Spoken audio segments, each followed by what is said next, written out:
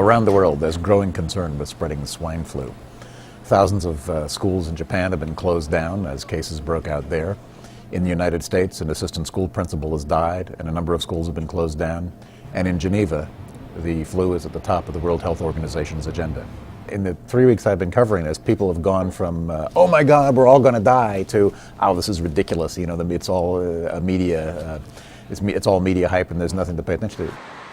The truth is, people should understand that a pandemic takes about 2 years to work out, and it's hard to know what's going to happen.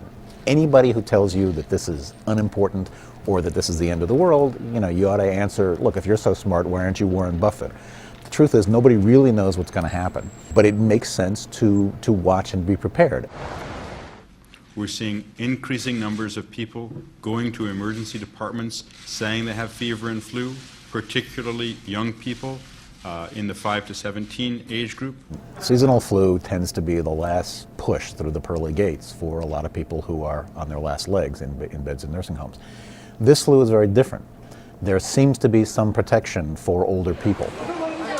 Younger people seem to be more at risk. And an unusual aspect of this is that most guidelines for infection control in institutions are meant for nursing homes, are meant for daycare centers, and there's a big difference between people who are in nursing homes and people who are in daycare centers. They're easy to control, but teenagers are really not very good about paying attention to things like cover your cough and always use a tissue, so it becomes a sort of special burden on infection control specialists, and they haven't really thought this out. There are no guidelines from the CDC on their website on special infection control measures in a junior high school, so they're sort of struggling with this. An influenza pandemic is an extreme expression of the need for global solidarity. We are all in this together.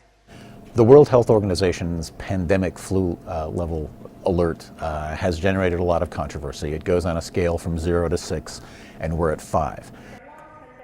The way that alert was written was not to talk about severity. WHO's alert doesn't work like that, it works on spread. Level 6 will mean you've got sustained human-to-human transmission in 2 countries, basically on 2 different continents. We haven't gotten that right now. But that doesn't really mean anything, particularly for us in the United States, because we're already having sustained human-to-human transmission here, not just in the United States, but here in New York City. So nothing's really going to change in this country. For Americans, nothing will change if the WHO alert level goes up.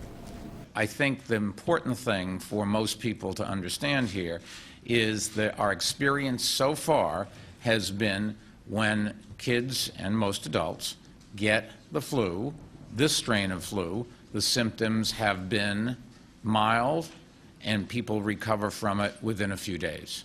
All pandemics come in waves. You get and if the pandemic begins as this one did in the spring, you generally get a lull over summer and then it comes back in the fall. Whether it comes back in a more virulent form, whether it mutates while it's going around the southern hemisphere's winter, is something that nobody can predict. So is a vaccine going to play in? Yeah, the world is beginning to already to make vaccines against this. Now, you're taking a gamble when you do that by the time the vaccine is ready, in 4 to 6 months, the flu that's circulating will still be enough like it so that the vaccine will be protective. You can actually squelch out the epidemic, and that may be what happens. I mean, that's really the best hope.